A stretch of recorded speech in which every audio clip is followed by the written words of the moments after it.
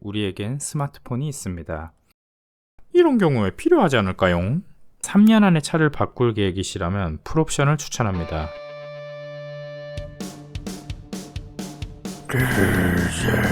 안녕하세요, 야노드 정사장입니다. K5 대 5 시리즈 리뷰를 해보니 그냥 생각난 K5를 어떻게 사야 잘 샀다고 소문이 날 수 있을까? 4부 아닌 4부 같은 K5 대 5 시리즈 끝까지 봐주시고 다양한 의견 댓글로 부탁드립니다. K5 옵션 넣기 지금 시작합니다. Let's go! 기아차의 옵션표를 보면 사람의 심리를 정말 살살 꼬셔서 결국 한 지점으로 모이게 만들려고 하는 듯한 느낌을 받습니다. 깡통인 트렌디와 풀옵션인 시그니처 가격 차이가 712만원 차이 납니다. 그렇다고 시그니처가 풀옵션도 아닙니다. 옵션만 414만원어치를 더 넣어야 진정한 풀옵션 K5가 됩니다. 자, 복잡하니까 밑에 추가 옵션부터 봅니다. 스마트 커넥트, 일단 10.25인치 내비를 넣어야 넣을 수 있는 옵션입니다. 기아 디지털 키, 폰을 이용해서 문을 열고 닫고 공유도 하고 그런 멋진 기능인데 제가 아재가 돼서 그런가 그냥 차키로 열면 되지 돈까지 주고 옵션도 넣고 먼 폰에 어플까지 깔아서 써야 할 기능인가 싶습니다. 뭐 있으면 좋겠지만 굳이 없어도 불편하다는 느낌을 주진 않는다고 봅니다. 터치 타입 아웃사이드 도어 핸들, 이게 고급차에 들어가는 옵션입니다. 손잡이 쪽을 터치하면 문이 잠기는 기능인데 이게 없다고 똥차 소리 듣는 것도 아니고 있다고 K5가 고급차가 되지는 않습니다. 빌트인 캠, 영업사원분께 요청합니다. 스마트 커넥트는 없어도 된다. 크렐 프리미엄 사운드, 역시 10.25 내비를 넣어야 넣을 수 있습니다. 60만원인데 커버가 알루미늄도 아니어서 인테리어 효과는 없어 보입니다. 12 스피커 외장 앰프, 큰 소리가 듣고 싶다면 스피커 볼륨을 2단계 더 올리자. 액티브 엔진 사운드, 엔진 사운드와 차의 움직임이 하나가 되었을 때 가슴이 웅장해집니다. 소리만 요란하고 움직임이 받쳐주지 못한다면 그것만큼 처량하고 볼품없는 것도 없습니다. 굳이 즐기고 싶다면 악셀을 깊이 밟자. 크렐 프리미엄 사운드는 없어도 된다. 10.25인치 내비게이션, 이게 옵션의 핵심으로 보입니다. 이 녀석을 넣어야 HUD, 스피커, 스마트 커넥터를 넣을 수 있습니다. 기아 커넥트 폰 프로젝션 기아페이, 참 멋진 기능들이 맞기는 한데 우리에겐 스마트폰이 있습니다. 내비 화면이 자동차 진행 방향인 세로로 길게 되어 있어야 화면의 정보도 한눈에 확 들어온다고 생각합니다. 화면에 쓸데없이 옆으로 지도나 화면이 더 보이면 시선이 분산됨을 느꼈습니다. 음성인식 세이프티 파워 윈도우, 이것도 참 있어 보이는 옵션인데 창문을 열고 닫아야지 생각을 하고 그걸 말로 명령하고 컴퓨터가 듣고 작동, 굉장히 공수가 많습니다. 여러분, 손이 입보다 빠르다. 그냥 생각하는 것만으로 혹은 바라보는 것만으로 작동하는 게 아니라면 굳이 없어도 된다고 봅니다. 그리고 이거 쓰는 사람이 있기는 할까 싶습니다. 외부 공기 유입 방지, 거창해 보이지만 터널 만나면 창문을 닫아주는 기능입니다. 엄청 멋져 보이기는 한데 생각해봅시다. 운전을 하시면서 터널을 만나서 창문을 닫으신 적이 몇 번이나 있으십니까? 있다 치더라도 돌돌이 윈도우도 아니고 그냥 쓱 닫아줍시다. 리모트 360도 뷰, 폰으로 차량 주변을 보는 기능인데 솔직히 이게 필요하신 분 있으십니까? 10.25인치 내비게이션은 없어도 된다.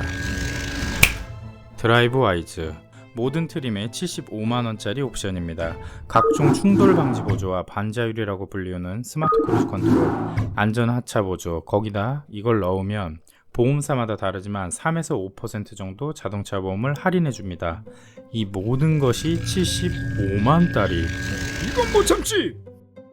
컴포트, 앞좌석이 전동 시트가 되고 운전석에서 보조석을 조절하는 워크인 스위치, 뒷좌석 열선 시트, 뒷좌석 암레스트, 스키스루가 되는 옵션입니다. 자신이 차를 혼자서 탄다면 저라면 굳이 넣지 않겠습니다. 매일 3-4명이 탄다면 돈값을 한다고 봅니다. 간혹 혼자 타고 다니는데 가끔 누구 태우면 허세 좀 부리겠다고 생각하고 넣으려고 하시는 분들이 계실 텐데 보조석 전동 시트에 뒷좌석 열선 있고 암레스트 있다고 해서 그 가끔 탄 동승자가 오, K5 좀 하는데? 하지 않습니다. 컴포트가 있는 K5도 없는 K5도 그들에게는 그냥 K5입니다. 만약에 제 친한 동생이 허세로 컴포트를 넣는다고 하면 인중을 철퇴로 찍어버리겠습니다. 스타일 피렐리 18인치 타이어, 휠은 역조도 없어 밋밋하고 사계절 스포츠 타이어라 노면 소음도 상당합니다. 정숙성과 연비 등을 생각하면 17인치 타이어도 충분합니다. 멋을 내고 싶다면 멋진 사제일로 튜닝하는 것을 추천합니다. 프로텍션 LED 헤드램프, 프론트 LED 턴 시그널 램프, LED 리어 콤비네이션 램프. 일단 외관으로 보면 헤드램프는 K5 오나가 아니라면 그 차이를 알지 못한다에 제 왼쪽 화염구를 걸겠습니다.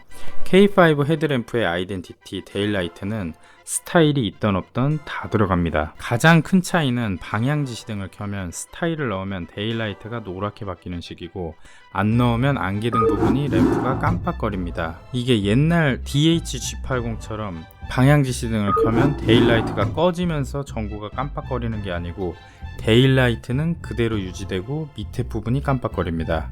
그래서 G80 같은 경우에는 깜빡이를 켜면 상당히 없어 보이지만 K5는 깜빡이를 켜도 K5 오나가 아니라면 거의 알아보기가 힘듭니다.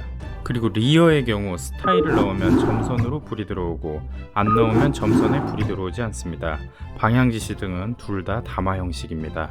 점선이 일자로 쭉 이어져 있고 방향지시등이 주룩주룩으로 적용된다면 모를까 지금의 모습에서 굳이 스타일을 넣어야 할까 생각이 듭니다. 스타일은 없어도 된다.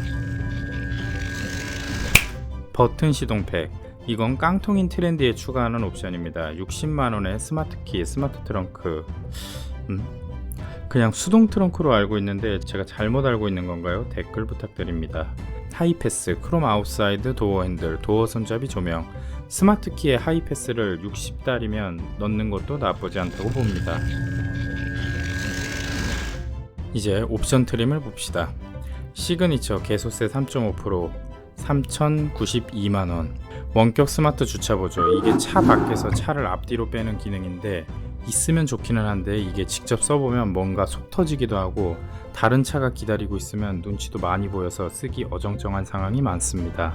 18인치 휠 LED 램프들, 아까 스타일 옵션입니다. K5 오나가 아니면 차이를 크게 모를 정도로 미비하고 휠은 디자인이 별로고 사계절 스포츠 타이어는 K5에는 맞지 않다고 봅니다. 브라운 인테리어, 브라운 시트, 사진으로만 이쁘지 몇 년 타면 때타고 우중충해집니다. 앰비언트 라이트, 앰비언트 라이트가 벤츠처럼 이쁘면 포기 못하겠지만 K5를 리뷰하는 동안 있는지도 몰랐습니다. 도어 트림 스티치, 이게 과감하게 엠보싱의 재질도 보드랍고 하면 모를까 있으나 없으나 크게 와닿지 않는다고 생각합니다. 메탈 도어 스커프, 문을 딱 열고 의자 옆에 메탈로 K5라고 적혀 있는데 없어도 그만이고 굳이 허세로 있어야 한다면 따로 사서 붙이던지 불까지 들어오는 더 허세적인 제품들도 있습니다. 그런데 허세를 부린다는 건 누군가 봐야 하는데 저 스커프를 쳐다볼 정도로 차를 좋아하는 사람에게 K5로 허세를 부릴 수는 없고 차에 관심 없는 사람들은 도어 스커프가 있는지도 모릅니다. 퀄팅 가죽 시트, 동승석 파워 시트, 동승석 릴렉션 컴포트 시트, 동승석 워크인 디바이스. 풀옵션 K5 시트를 앉아보고 만져본 느낌은 그다지 고급스러운 느낌은 아니었습니다. 당연합니다. K5는 고급차가 아닙니다. 우리네 서민들을 위한 가성비 차입니다. 동승석 전동 시트는 태워주는 걸로 감사해야지 호의가 계속되면 권리가 됩니다. 손으로 조정하라고 합시다. 연인에게 좀 있어 보이고 싶고 옆에서 잠들면 눕혀주고 싶다고요? 아이고 어서 남자가 운전을 하는데 옆에서 여자가 졸리면 알아서 시트를 살짝 눕히고 졸다가 잠이 듭니다. 그리고 연인이 있다면 보조석 수동 시트가 좋습니다. 한 방에 휙 눕혀집니다. 한 방에 휙 눕혀서 뭘 하는데 좋은 거예요? 그게 왜 좋은 거냐고요? 동승석 전동식 허리 지지대, 보조석에 예쁜 쿠션을 놔둡니다. 뒷좌석 열선 시트, 정 아쉬우면 겨울엔 이쁜 방석을 깔아둡니다. 여름엔 대나무 방석, 뒷좌석 센터 암레스트, 쿠션도 하나 놔두면 안고 있습니다. 뒷좌석 높이 조절식 헤드레스트, 그 마이바흐 베개 같은 거 사서 달아두면 됩니다. 스키스루, SUV를 사 이 새끼야! 운전자세 메모리 시스템, 메모리 시트라고 적으면 되지 뭔가 있어 보이게 적어놨습니다. 메모리 시트 있으면 좋지만 없어도 뇌가 있는 사람이라면 충분히 자신의 시트 포지션을 기억할 수 있을 겁니다. 이지 액세스는 내릴 때 의자가 뒤로 빠지는 기능인데 카시트를 사용하고 있으면 어차피 꺼야 하고 카시트를 안 쓰는 청년이라면 배도 안 나오고 힘이 좋아서 시트가 뒤로 안 빠져도 날렵하게 내릴 수 있습니다. 후진 연동 하향 사이드미러, 후진할 때 허리와 가슴을 펴면 그 효과를 낼 수 있습니다. 뒷좌석 측면 수동 커튼. 요즘 자석으로 된 거 좋은 거 나옵니다. 어차피 수동인 거 자석 커튼 써도 됩니다. 애기들이 타면 잡아 뜯는다고요? 애기들은 그거 잡아 뜯으면서 성취감을 얻습니다. 좋은 조기 교육입니다. 후석 승객 알림. 이게 꼭 필요할 정도의 정신을 가진 사람이 운전을 하는 게 맞는 걸까요? 시그니처는 패스.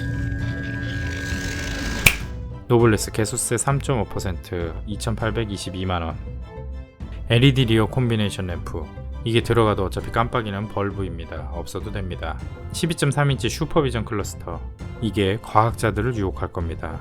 내비랑 나오면 테마형 클러스터까지 지원하지만 학자여, 운전할 때 계기판을 보고 운전하십니까? 전방유리를 보고 운전하십니까? 그 뛰는 가슴 넣어두십시오. 인조가죽 감싸기. 크래시패드 도어 센터 트림. 가죽이 있으면 좋긴 한데 그렇게 눈에 띄는 부분은 아닙니다. 이 정도는 포기합시다. 블랙 하이그로시 도어 암레스트, 우드 그레인 내장재. 그 문짝 윈도우 조절 버튼 쪽을 하이그로시로 해주는 건데 없어도 됩니다. 우드 그레인 내장재는 실제로 보면 플라스틱이라고 써있는 것 같이 플라스틱 느낌이 납니다. 차라리 아쉽다면 이것들에 카본 시트지를 붙이는 것을 강추합니다. 훨씬 멋있다에 제 오른쪽 화염구를 마저 걸겠습니다. 트 내장재 A B필라 트림, 크롬 가니쉬, 크래시패드 도어, 크롬 인사이드 도어 핸들. 이것들은 다 포인트적인 요소들이라 포기해도 괜찮습니다. 보통 차에 관심 없는 분들이라면 이것들이 빠져도 빠진지도 모를 것이고, 학자분들이라면 수전사를 뜨고 알칸타라나 가죽을 씌웁시다. 서라운드 뷰 모니터. 저 같은 경우는 왜곡이 너무 심해서 안 보게 되는 저를 발견하였습니다. 후측방 모니터. 화면도 작고 밑에 있어서 안 보게 되는 저를 발견하였습니다. K5 정도 되는 차를 서라운드 뷰 후측방 모니터 없이 척척 주차를 해야 나중에 웅장한 차를 샀을 때 척척 주차할 수 있습니다. 사나이라면 당연히 없어도 척척하겠지만 혹시나 척척 못하시는 분들은 훈련이다 생각을 합시다. 없어도 됩니다. 스마트폰 무선 충전 시스템. 충전선 끼는 게 그렇게 귀찮습니까? 노블레스도 패스. 프레스티지 개소세 3.5% 2,631만원. 전방주차 거리경고.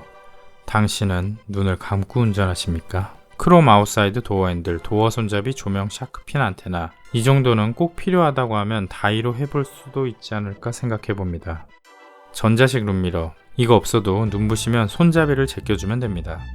운전석 파워 시트. 전동 시트가 있어 보일 수는 있지만 수동 시트는 신속한 시트 세팅을 가능하게 합니다. 앞좌석 통풍 시트. 하체가 뜨거운 저 같은 사람은 엉뜨는 필요 없고 통풍은 꼭 필요합니다.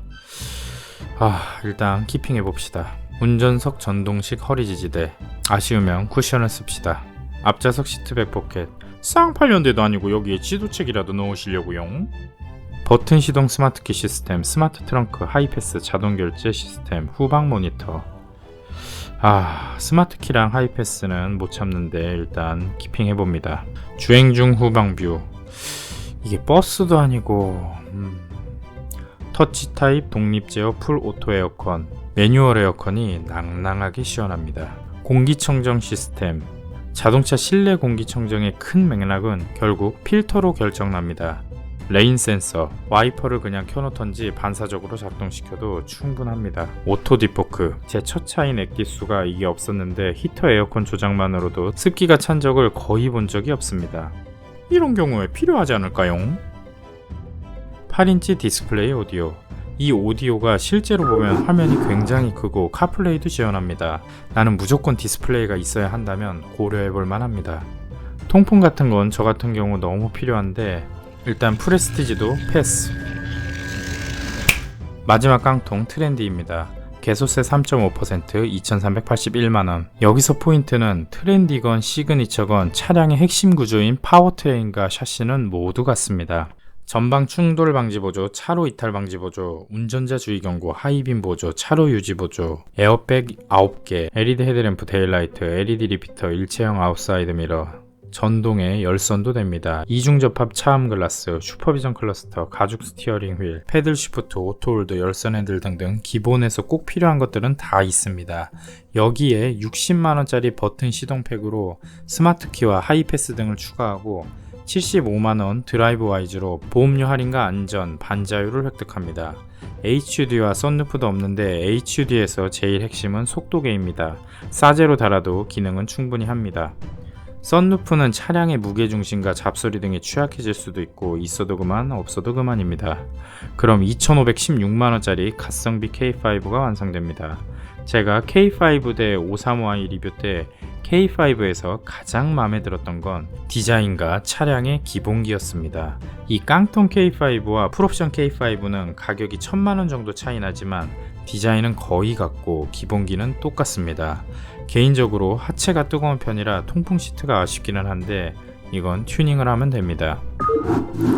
센터페시아의 오디오가 정말 미친듯이 마음에 안 드신다면 프레스티지에 드라이브 와이즈만 추가한 2,706만원짜리 K5도 괜찮다고 봅니다. 여튼저튼 새 차를 사서 쭉 오래 탈 거면 2,500달러 K5는 누구도 따라올 수 없는 가성비라고 봅니다.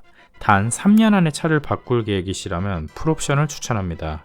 당장 큰 돈이 나가지만 3년 뒤 판매를 할 때 깡통과 감가율이 비슷하거나 더 안 떨어질 것으로 보이고 거래도 더 잘 될 겁니다. 팔고 나면 거의 같은 값으로 풀옵션 차량을 이용한 셈이 됩니다. 반응이 좋으면 다른 차량 옵션도 내보겠습니다. 이것으로 K5 대 535i를 마치겠습니다. 승자는 550D 381마력 75.5토크 0-100 4.7초 연비는 리터당 12km 디젤 후후 디젤 후후 정신 나간 영상 끝까지 봐주셔서 감사합니다.